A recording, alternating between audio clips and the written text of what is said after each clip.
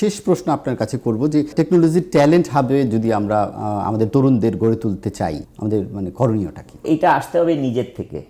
মানে যে আমরা এই জেনারেশন, জেন জি, জেন আলফা যদি বলে থাকি, এই জেনারেশন থেকেই আসতে হবে, ইনিশিয়েটিভটা নিতে হবে যে কি করতে হবে।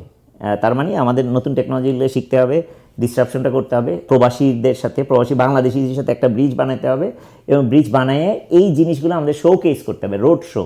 আমাদের যতগুলো এম্বাসি আছে, কনসুলেট আছে, সবসময় এটা কন্টিনিউয়াসলি আমরা দেখাবো, যাতে আমরা বাংলাদেশি যারা দেশের বাইরে আছি তারাই যাতে এই জিনিসটাকে আমরা প্রচার করতে পারি। এটা আমার মনে হয় এটা একটা একদম ম্যান্ডেটরি একটা আমাদের অব্লিগেশন টু সাম এক্সটেন্ট।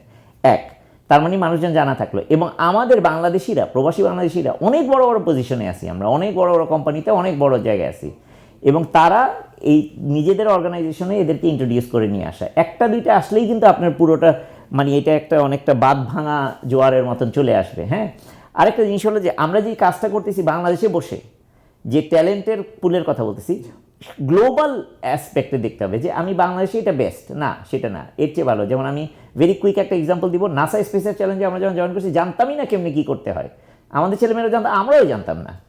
তারপরে 15 বছরে কিন্তু আমরা 4 বার গ্লোবাল চ্যাম্পিয়ন। এখন নাসার সবাই বাংলাদেশ ছাড়া আর কিছু বুঝেই না, কারণ আমরা একদম ট্রেন্ডি চ্যাম্পিয়ন। যদি বাংলাদেশ থেকে আসে চ্যাম্পিয়ন হওয়ার সম্ভাবনা আছে।